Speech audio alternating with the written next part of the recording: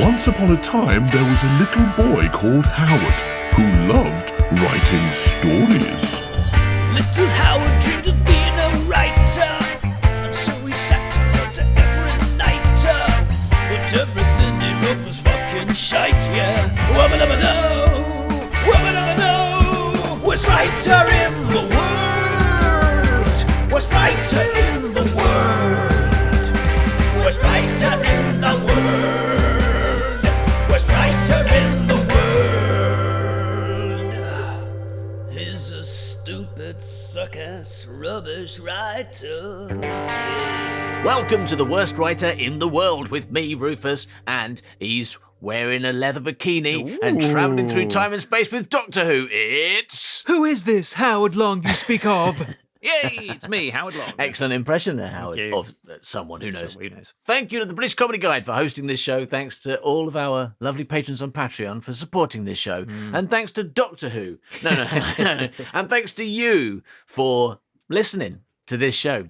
Instead of doing something stupid like watching Doctor Who, which is what you want to be doing, isn't it, you loser? If you are Doctor Who and listening to this, thank you for listening. Double thank you. If you're actually Doctor Who, then, meet you at the Wise Place. Meet you at the Wise Place later in your TARDIS, all right? Well, if you've been tied up by Daleks, we're the ones to help you. Yeah, right? I don't think Doctor Who listens to this. I agree, because I'm not totally convinced she's a real person. I think it might just be a character on a TV show. Starting to suspect. I've been noticing a few little signs, a few little inconsistencies with the whole story, that maybe she's not real. Yeah, I noticed that when I saw her and I saw her and she wasn't wearing a costume and she was just kind of like had a baby and was like buying shopping. Wasn't travelling in time and space. Yeah, it was like, wait a second, who wrote this episode of Doctor Who? Was it me? Doctor Who goes to Sainsbury's. Why am I here? Yeah, I mean, clearly, if you're in it, you wrote it, right? If there's a little aside where a skinny, lank-haired man turns up and starts eating lollies that have been left on his desk, that's definitely written by you. Thank you. All right. So we are at the penultimate episode of The Last Olympian. Hooray! This is we're approaching the end, and a lot's happened. On the bright side, Samael, in the last episode, Samael did not murder some kids and a dog. And that was, I think we were all relieved about that. Unfortunately, he did. It was almost like you were writing as a little example of why you should murder kids and dogs. Yeah. Because obviously he put them on a train and they went straight to the police and said, somebody's killed our mum in front of us. Yes, and we know where he is because we came from his house. So the police come round. Yes. And they're all like, we'd like to look around your apartment because 2 kids turned up with a dog called Captain Waggy. And they said that you murdered their mum in front of them. So I'd just like to check. And that's where we left them. Yeah. Basically, 2 police officers in Samael's apartment searching the place for a body that he has hidden somewhere, but we don't know where he's hidden it. So, shall we get back to the story, Howard? Yes, please.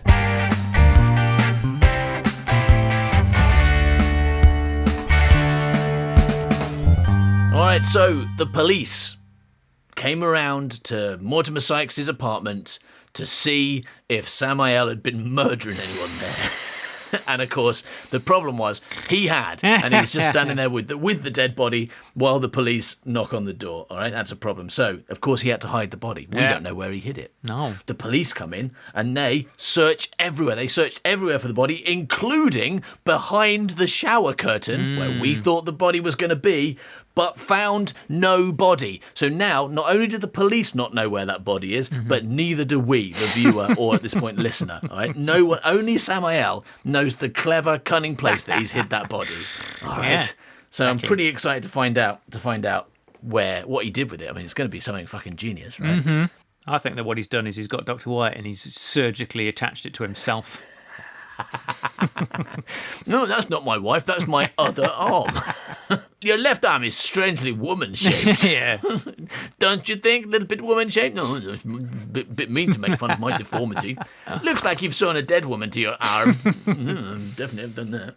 All right, let's see how it's going. Cut 2, interior lounge night. Samael stands at the front door with Lamont and Erkins. When your wife returns, do please contact us immediately. In the meantime, given the disposition of your 2 girls, it would perhaps be wise to keep them in the hospitality ward at this station. Basically, we'll look after your kids for you, okay? Free. It's free, just like a normal police thing to do. I mean, lucky, because if Samuel had to go with them and pick them up, they might, like, scream and shout and go, no, that's the man who murdered our mum, and probably be quite convincing. Yeah. Samuel says, by all means, Inspector, I'm certain Sergeant Erkins will keep them in check and be their mum and look after them forever. Yeah. Oh, shit. They are about to leave when there is a loud and horrendous scream from somewhere outside the building. Now, I remember the bathroom had windows that looked out onto the outside. I remember that was specified. Yeah. Erkins goes to the lounge window and looks down. What is it? Hello. I'm not sure. I can't see from here. She heads towards the bathroom. Samuel looks around nervously, spies fruit bowl and fruit knife. Oh, God, he's going to do more murder. Yay! For someone who just said he wasn't going to murder anyone, he's done a lot of murder. Yeah. Interior, bathroom, night. Erkins goes to the bath and sees that the window is slightly ajar. She pushes it open and looks down. Exterior, rear of apartments, POV Erkins, night. Lying in a bloody puddle 4 stories down is the body of Mrs. Sykes, the rug, and fireplace set. So he leaned her against her window, but unfortunately the window opened, she fell out, right? Is that what happened? No. Well, he chucked her out the window, I think. Yeah. He chucked her out the window. That was his answer. Yeah, he was like, well, he's like he's not planning on sticking around. There's some police people at the door. He's like, get rid of the body, just throw it out the window, and then say there's nobody here. They leave, then get the hell out of here. I think that was his plan. Yeah. Wow.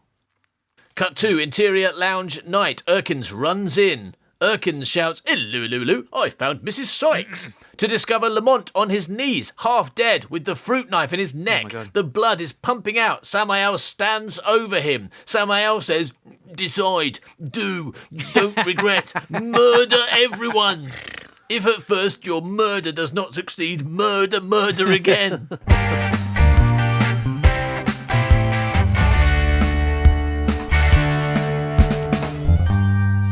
All kicked off towards the end of this script, didn't it? It was kind of like just a bit the police meandering for a while. Yeah, the police turned up. He murdered someone and then the police turned up. Yeah, like Samuel's just hanging out in his stolen flat with his stolen dead wife. And he's just abandoned his 2 kids on a train with their dog. He's like, no, that'll probably be fine. I doubt that'll come back to bite me later. I'm just going to mess around for a while. I'm going to visit some old friends and not worry about it too much, Yeah. But then, unfortunately, just as he got back to his flat, he's thinking about what to do with the body. All he's done so far is roll it up in a carpet. Probably better do more than that. I suppose I could jump up and down on it until it flattens out and then no one will notice. Right?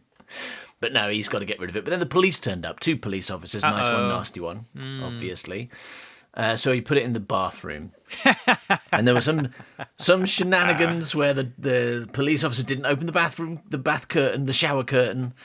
And then he did, but the body wasn't there because Samuel had chucked it out the window. Which is so the funny. Perfect crime. Yeah. No one will ever know. I can carry on in my life as Mortimer Sykes as long as no one ever walks down that street there. Yeah, and that, I mean, like the blood trail leading up to that open window. Oh, that should have been a giveaway, shouldn't it? Yeah. He smeared along. She the got a carpet. fire poker through her neck. That blood is gone everywhere, and he's just mopped a little bit up with a tea towel, apparently. Oh yeah, that's right. Yeah. These 2 police officers are the worst police officers in the world. He should have been like, no, I'll cut myself shaving, and there's like blood everywhere. Yeah. It was a particularly bad cut, but fortunately I heal very quickly. Yeah, like you've not Wolverine. got the cat on you. Yeah. No, Wolverine powers. Wolverine. Wolverine power, don't I? Okay, I can accept that. That seems believable. I too am a superhero. Look at all the legs I've got. That make me Spider-Man, okay? Yeah. But unfortunately, about 10 minutes after he chucked that body out the window, someone saw it and started screaming. Yeah.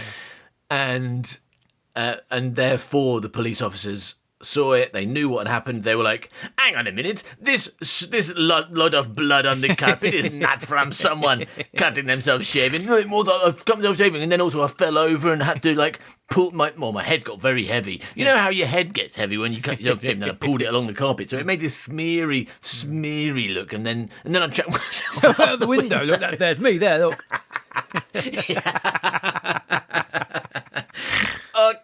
I'm starting to see a couple of holes in your story, to be honest.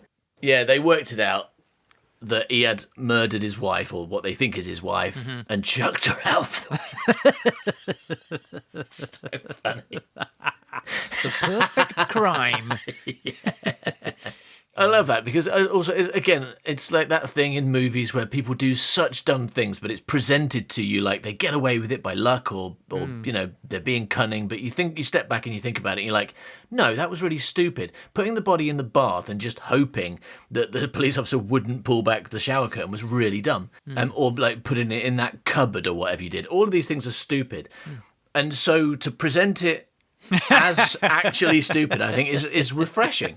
And he gets caught because, of course, it's fucking stupid. It's not like it doesn't work. Well, it's fucking ridiculous. If he almost gets away with it. If he'd have opened the door and said, "Oh, come in, officers, have a look in all my rooms quickly. Yep, see any dead bodies? Okay, off you go, bye." Then he might have been all right. Yeah. Anyway, so Samael, after the police officers see that he's clearly murdered someone and chucked her out, realizes the only thing he can possibly do is murder the police officers. That's his only solution. Oh, better murder 2 more people then, I suppose. So basically, Samael has just beaten the Lamont. Didn't he fruit knife Lamont? Oh no, fruit knife, because he got rid of the poker, didn't he? He stabbed him with a fruit knife. Oh, nice. And Erkins, the female police officer, walked in to say, I found Mrs. Sykes. Yeah. But she discovers Lamont on his knees, half dead, with the fruit knife in his neck. The blood is pumping out. So this neck injury did cause blood. Samuel's there. Like, she comes in. He goes like, "No, I just cut myself shaving again. Nothing to worry about." Yeah. So yeah, the blood is pumping out. Samael stands over him. Samael is saying, "Decide, do, don't regret," which is his murder catchphrase.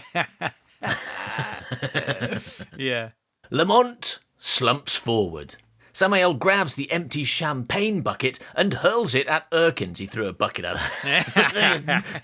Murder bucket. Oh no, it didn't work. Just a bucket. Oh no. Erkins runs back into the bathroom and slams the door. The bucket hits at head height just as the door closes. That definitely would have killed her. Exploding bucket in it. She's fast then. Yeah, that is. She moves faster than a speeding champagne bucket. Samael grabs the stand of the champagne bucket and runs to the bathroom door. He wields the stand like an axe and smashes it against the door. Okay.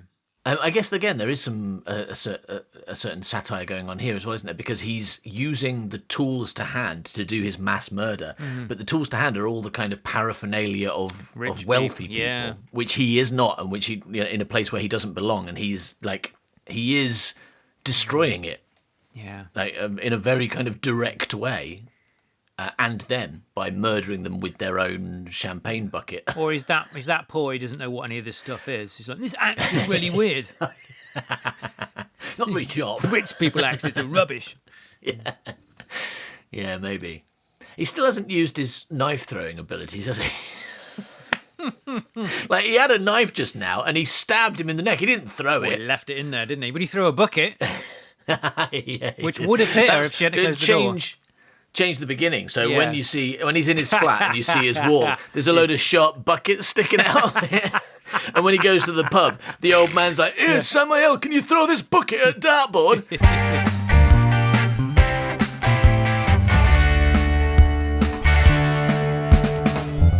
Cut to interior bathroom night. Erkins is on her walkie-talkie. Oh, wow. Yay! Future, hooray! Erkins says, Hello, hello, hello. I probably should get to the point. Come on, this is an emergency. Hello, hello, hello. Officer in danger. Request immediate assistance. Lower Aberdeen Wharf. 1 officer down. Mortimer Sykes has killed 1. No, 2. Request lockdown on Sykes. Yeah. Just get out the window. Lockdown on Sykes. This feels like another bit of inspiration from Minority Report to me. Oh, yeah. Because we've already had the eyes, obviously, but there's a bit where they take control of his car that he's escaping in. Yes, there is. The system works against him, and it feels like this is maybe the police having a lot of control and able to just lock him in his flat or something. Maybe, yeah. That sounds a bit terrifying. Definitely not his car, because there are no cars in this film. There's just one bus pulled by horses. Okay. Are there cars in this society? I've not seen a vehicle. I think the idea there was a van. There was a van. Drive a van, remember? Drive a van, yeah. So in poor places, there's kind of these delivery vehicles, but it seems like when they arrived, rich people can teleport. When they arrived at Basilius Rex's party of Fairy Lighthouse, they arrived on a horse-drawn carriage, didn't they? Did they? So yeah. Unless it was another horse-drawn Ferrari. I mean, that's a brilliant idea, because again, if you have this kind of future where there is no fuel, or they just can't afford it because it's too expensive for everyone, even rich people. It's just you can afford fuel, but you drive for 5 minutes and that's your life savings gone, even if you're rich. So the idea that they would find ways around it, and one way would be to turn these stupid status symbols of expensive cars, rip out all the insides to make them as light as possible. They'd just be like metal shells, and then have 4 horses dragging a Ferrari along. And the horses are probably like horses in a horse race. They've got their colours, but these are sponsored horses. So there's a horse wearing a Ferrari outfit, or a Riva if it's the bus horse.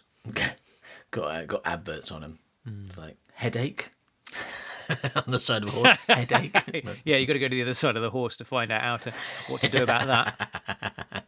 Don't go round the back of a horse. It's surprising. It'll kick you. That's why you got a fucking headache, you idiot. Oh, it got me again. That headache prank gets me every time. Oh, I hope no one was filming me for horse-drawn YouTube. Because the internet, there's no electricity either, so the internet works by horses. Yeah. There's horses dragging laptops around, and people watching that. Watching the internet. Just having a look at the internet on the back of that horse.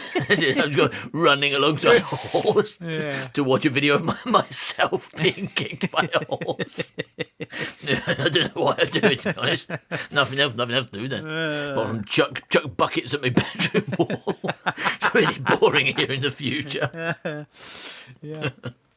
All right, well, that's that particular bit of world building nailed. All right, so she just requested a lockdown on Sykes. That's why we had that conversation about horse-drawn cars. The door begins to crack. Oh. Erkins continues. Repeat, lockdown on Sykes. Send help. Basically, it seems like she wants them to lock her in a flat with a murderer. Right? Oh, no, hang on, I've just thought it through. No, don't open all the doors. No, not the... Oh, shit. Yeah. Not all the doors. She drops the walkie-talkie and pulls her bat on. There's no guns in future She pulls London. her bat on? Is she Batman? Hello. I'm Batman now. Hello. Why'd you like me to hit you with my bat? Order a bat lockdown. He's going to get out the bat window. She drops the walkie-talkie and pulls her bat on. By which we mean a kind of truncheon, right? I think. Not that she's dressed as Batman. Yeah, I don't know. She flicks it and it extends to 3 times the length. The door breaks in. Samael stands with his makeshift weapon, Erkins with hers.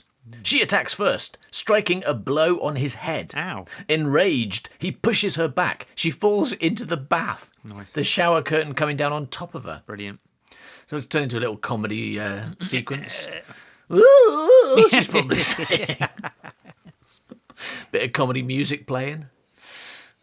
She is lost under the curtain, writhing, trying to get out, screaming. He swings his weapon down.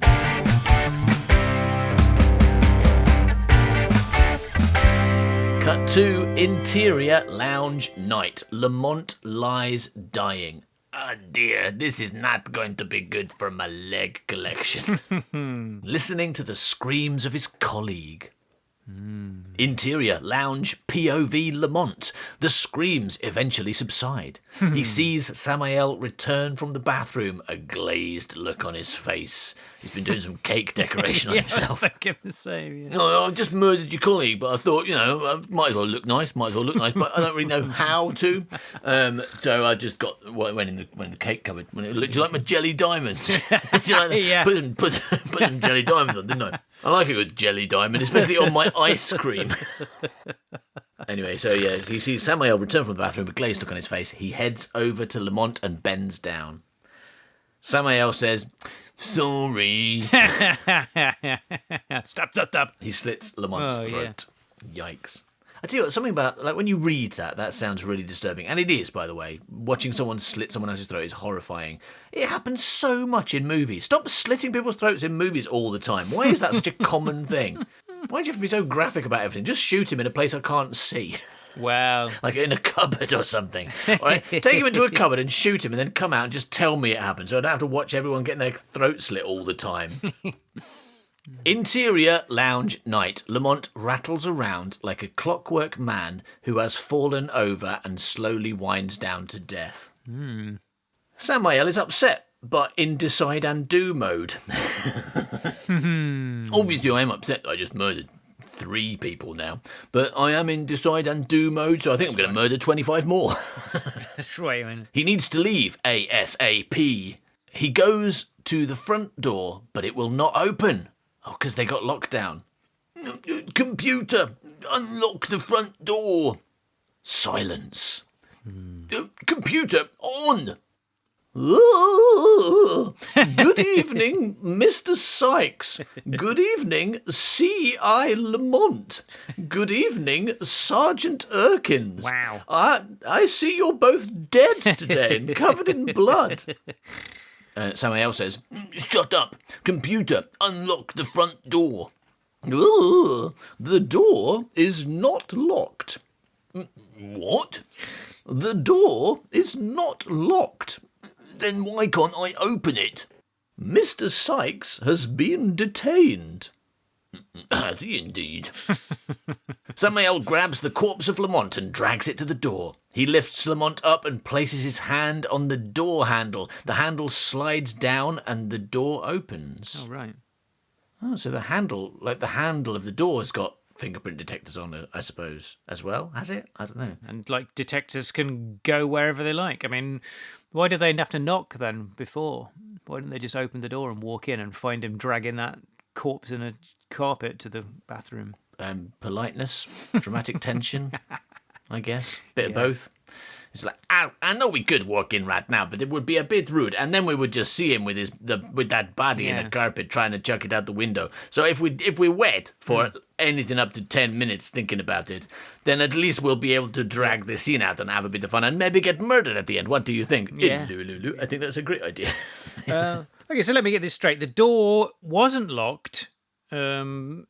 Right, it was completely unlocked. unlocked. Police lockdown. Right, yeah, but it wasn't locked, so it was simply a question of they took. So what do? They take away Samael Fell's gravity powers or something, so he can't push door handles down. Yeah. What's going on there? Gravity privileges, and suddenly you can. I can't push the handle down. Is it locked? Yeah. No, you just don't have gravity privileges anymore. Okay. Has this dead bloke got gravity privileges? That's all right. I'll use his hand then. Yeah, worked. so Okay. weird, Good. Yeah, I'm happy to go with that as a technical explanation. Because otherwise it was locked. Yeah. And it was unlocked by the use of his hand, other guy's hand. Yeah, maybe the computer should have said, it wasn't locked by me, but the police are capable of locking it. But if you happen to have a spare police hand lying around, you will be able to override that. Seems like an unfortunate oversight. If you're, I mean, obviously you should have a system where the police can get in. But Yeah. if they're all carrying around walkie-talkies, then maybe it could be like asking the people in charge to unlock the door when you arrive, rather than just having every police officer's hand like keyed into every single door handle in the whole city, so that the police can just go where they want. That seems unfortunate. Yeah. And not just because when they're dead, crims can use it, but also because the police can go wherever they want, and that's bad. It is. Unlike the criminals, if the police aren't committing the crimes, then the criminals will just like go around, find a policeman, Cut his hand off. cut his hand off, have that. Now I can go where I like. Yeah. So the door opens. Samael drops the body and prepares to leave, then stops and thinks. He races into the kitchen and returns with a spoon and a meat cleaver. Oh no.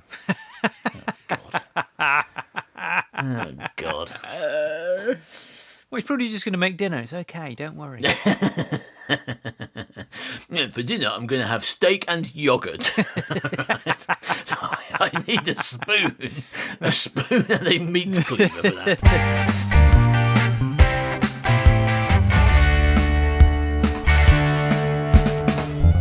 All right, so Samael murdered Chief Inspector Lamont, Hooray! the head of police. Yay! I'm sure that'll be fine. And Sergeant Erkins, he murdered her as well. Good. And then he went to get a meat cleaver and a spoon for some reason. Cut to interior apartment reception night. Doorman is here. Doorman the doorman. Samael exits the lift wearing Lamont's coat and hat. Oh, wow. Doorman says, Ah, Mr. Sykes, I was just about to call you. Mr. Rex is holding a soiree at his this evening. He's holding a soiree. That's what he called it. It's not my word. He said, hello, can you ask Samael Fell, or whatever, I don't know, Mortimer Sykes, whatever I call him, to come to my soiree, please? It's at my house this evening. Thank you very much. Bye. Soiree, ce soir. Yeah. Samael says, thanks. Samael tries to open the door. It won't move. He pulls Lamont's hand from his pocket and opens the door and is gone. Doorman stares after him in horror. I don't think I've read this situation quite accurately. Yeah. But maybe we get Tim Blake Nelson from Minority Report to do that. Is he the Gideon, the guy who plays the organ? Yeah. All right, let's quickly redo this scene with him playing it. All right.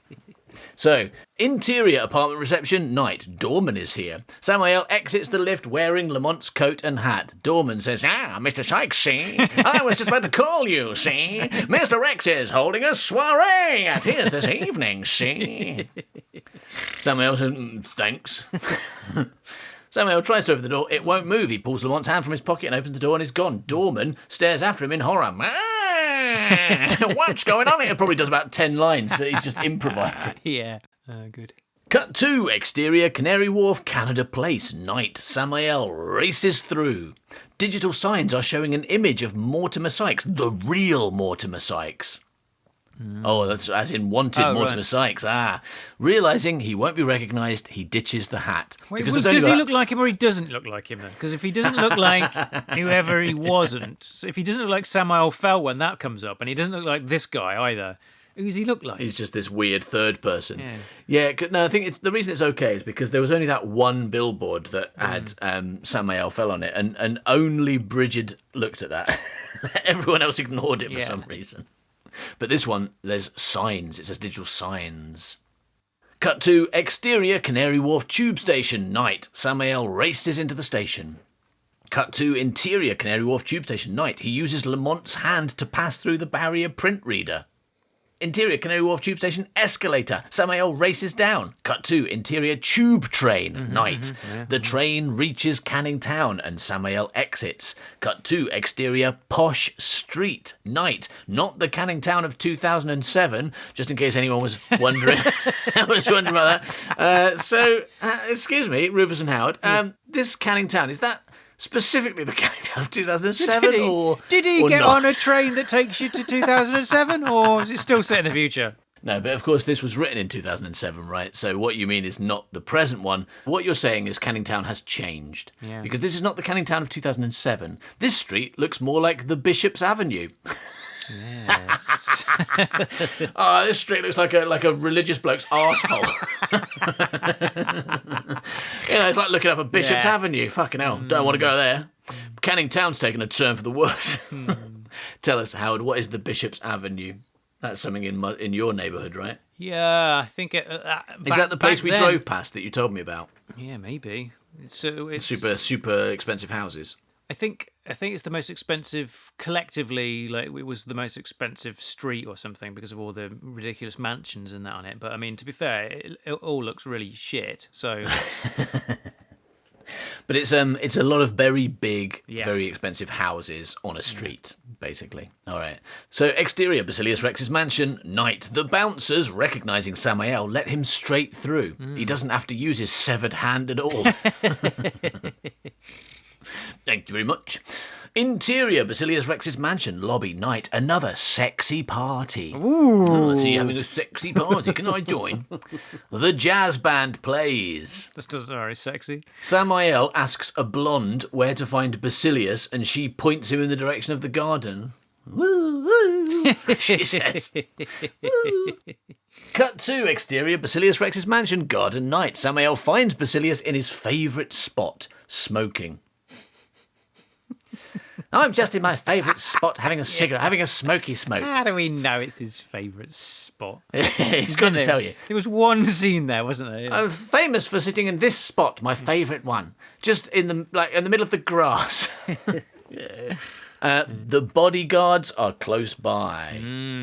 Basilius says, "Sykes, glad you made it. With all this symposium rubbish tomorrow, tonight all I want is to get right royally fucked up. Wow. Therefore, you, my friend, are exactly the man I want to see. Come on, let's get inside and you can mix something truly frightening." Samael says, "And you wish." There's a bit of foreshadowing going on here, right? Yeah. You can mix something that will fucking murder me. And then you can take my place and pretend to be me. I hope you've organised a doctor to come round and cut my fingers off. Because I'm going to get so fucked up I'll be dead and you'll need to put my mask on and pretend to be me. Lucky that's what you're in the mood for. That's what I had planned. Yeah. Cut to interior Basilius Rex's mansion, smoking room night. Samael mixes a cocktail with champagne and Class A plus drugs. Ooh. Whatever they are. I'm going to put some death cocaine in. Is that all right? A little bit of death cocaine. Is it bendy? Bendy, yeah. Yes, yes. If you by that you mean deadly, then yes. Are you gonna make a big bang again? No, I should make a brand new cocktail that I like to call Kill Basilius Rex. It's really good. Yeah. With 4 glasses poured for Basilius himself and the 2 bodyguards, Samael raises a toast. Now, a good bodyguard doesn't take loads and loads of drugs when they're supposed to be protecting someone, right? They're probably like, no, thank you very much. I'm at work at the moment.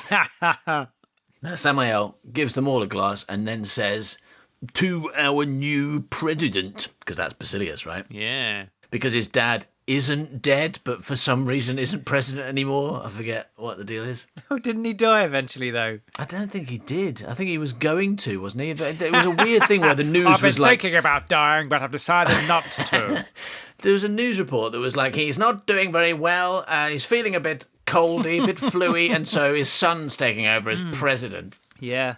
Basilius downs his drink. Wow. Samael pretends to take a large swig, but actually chucks it over his shoulder. Up the daisy! But doesn't actually open his mouth. Thereafter, he quickly places his glass down amongst other glasses.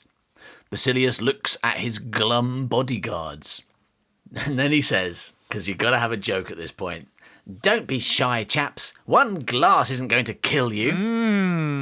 But of course, at least that means the bodyguards weren't just like, "Oh yeah, let's get drunk." They were like, "This isn't the weird bodyguards. We can't be just drinking on the job." But then Basilius tells them 1 glass is okay. Yeah, 3 glasses of "It will murder you."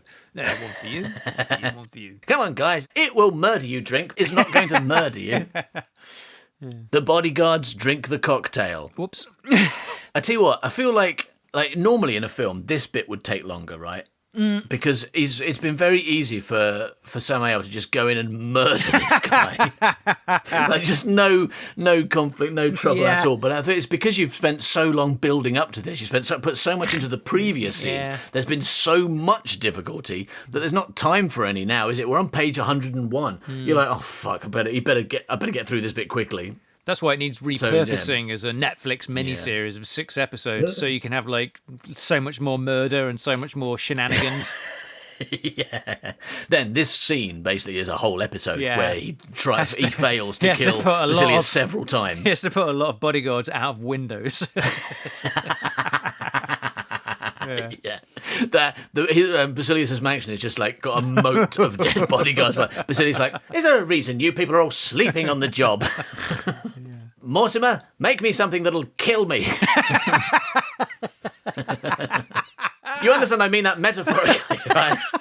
Oh, good. All right. Glug, glug, glug. Oh dear, I'm dead. Yeah. Yeah, because the bodyguards keep trying the drinks first. That's what it is, right? Because that's their job, like try it first. Yeah, But of course, Basilius yeah. is so distracted that he's off doing something else while his bodyguard dies. That does- And Mortimer chucks it out the window. That happens in the first scene, right? In the first scene where he makes a drink for him, somebody else has to drink it first, and then they're like, "Woo, I'm fucking drunk as shit," and he's like, "Okay, I can drink it now." Happen, yeah. Yeah, so yeah, you're right. That should happen. Like a lot It of should, people and- should and die yeah, like- first. Basilius is just like too distracted. Like no, in fact, Samael is distracting him. He's like, oh, yeah, I've got something to tell you. Come over here. Have you heard about boob snooker? Have you heard about boob snooker? It's made it up. I got an amazing Really idea. good game. Anyway, let's go and play boob snooker. And then, meanwhile, in the background, someone's dying. You're like, hang on a minute, I've just got to go and get my drink. Chucks him out the window. Comes back with his drink. All right. Yeah, but then Basilius is so distracted by boob snooker that he doesn't drink the drink. He doesn't die. So then Samuel has to do it again, and another bodyguard has to die, and we go through this over and over Yeah. again. All right, fair enough. Until there's 0 bodyguards left, and Basilius is like, "Who's going to test my drink for me?" And Samuel, no, I think they're all having a lie down outside, forming that human moat for you. And he's like, "All right, I'll drink it myself." And that's the only time it works because there's no one left to try it. Yes. I mean, the simplest way would be for what's he called, Samael, to have that kind of Princess Bride thing where he's immune to the killer drug he puts in the drink. So he drinks it down and goes like, "Look, I'm fine," and then Basilius drinks it and he dies. But the best thing to do would be to weekend at Bernie's it, and so like the drug taster samples. I mean, it. you don't need to explain any more to me. If you say the best thing to do would be to weekend at Bernie's it. I think what really happens is those 2 blokes turn up with a corpse, and it's just the same movie happening at the same time. And Samuel's like, "No, look over there, it's weekend." And it's like, well, that is a surprise. Let's go and talk to those 2 blokes and their corpse friend. Here, have a drink. Little Howard dreamed of being a writer, and so he sat and wrote every night. But everything he wrote was fucking shite, yeah. Wubba-dubba-doo, wubba-dubba-doo. Worst writer in the world, worst writer in the world, worst writer in the world, worst writer in the world. Thank you for listening to this episode of The Worst Writer in the World, a podcast which, I'd like to say, does not support Ashton Kutcher. Right, Howard, you wrote this script a long time ago, didn't you? Yeah. Like in, what was it? Did we decide it was like 2007 or some ridiculously long time ago? And when you were deciding what's the most ridiculous person that people could use as a kind of god figure, at the time it was like, well, Ashton Kutcher, he's in a stupid sitcom playing a stupid character and occasionally does stupid movies playing stupid characters. Yeah. I have, at this point in my life, I have no idea that it'll turn out to be friend and defender of convicted rapists. I mean, you didn't know that, right? I didn't. I mean, I don't know that You now. didn't. I mean, I've no idea. I've not been paying attention to Ashton Kutcher because I forgot he No, existed as fair well. enough. So. I mean, no one has. But he's been out of the news for a long time until recently, when he got really? himself back in the news by being a terrible, terrible person. Mm-hmm. All right. Well, if you would like more content by us where we absolutely do not come out on the side of awful, awful people, then you can get it from patreon.com//man by cow by me. Here's a story stupid suck-ass rubbish writer. Yeah.